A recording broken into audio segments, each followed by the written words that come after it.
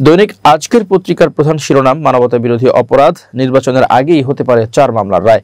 খবরে বলা হয়, গত বছরের জুলাই আগস্টে সারা দেশে হত্যাকাণ্ডের ঘটনায় মানবতা বিরোধী অপরাধের অভিযোগে ক্ষমতাচ্যুত প্রধানমন্ত্রী শেখ হাসিনা সহ 3 জনের বিরুদ্ধে করা মামলার রায় আগামী নভেম্বরে ঘোষণা করা হতে পারে। 3টি মামলায় সাক্ষ্য গ্রহণ ডিসেম্বরে শেষ হয়ে রায় হতে পারে আগামী বছরের জানুয়ারিতে। এসব মামলার আসামি রয়েছেন কার্যক্রম নিষিদ্ধ আওয়ামী লীগের নেতা ও পুলিশের সাবেক কর্মকর্তা সহ 57 জন। অর্থাৎ ফেব্রুয়ারিতে জাতীয় সংসদ নির্বাচনের আগেই আন্তর্জাতিক অপরাধ ট্রাইব্যুনালে তাদের বিরুদ্ধে মামলার রায় হতে পারে। আসামিদের সর্বোচ্চ সাজার ব্যাপারেও আশাবাদী প্রসিকিউশন।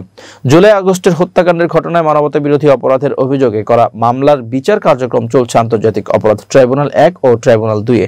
বর্তমানে এই 2 ট্রাইব্যুনালে 4টি মামলার সাক্ষ্য গ্রহণ চলছে। এর মধ্যে শেখ হাসিনা, সাবেক স্বরাষ্ট্রমন্ত্রী আসাদুজ্জামান খান কামাল ও পুলিশের সাবেক মহাপরিদর্শক চৌধুরী আব্দুল্লাহ আল মামুনের বিরুদ্ধে করা মামলায় সবশেষ সাক্ষীর জবানবন্দি মঙ্গলবার শেষ হয়েছে।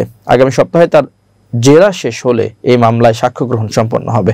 এরপর যুক্তিতর্ক শেষে রায়ের দিন ঘোষণা করবেন ট্রাইব্যুনাল। শেখ হাসিনা সহ 3 জনের বিরুদ্ধে করা এই মামলার বিচার কাজ চলছে বিচারপতি গোলাম মুর্তজা মজুমদারের নেতৃত্বাধীন 3 সদস্যের ট্রাইব্যুনাল 1 এ।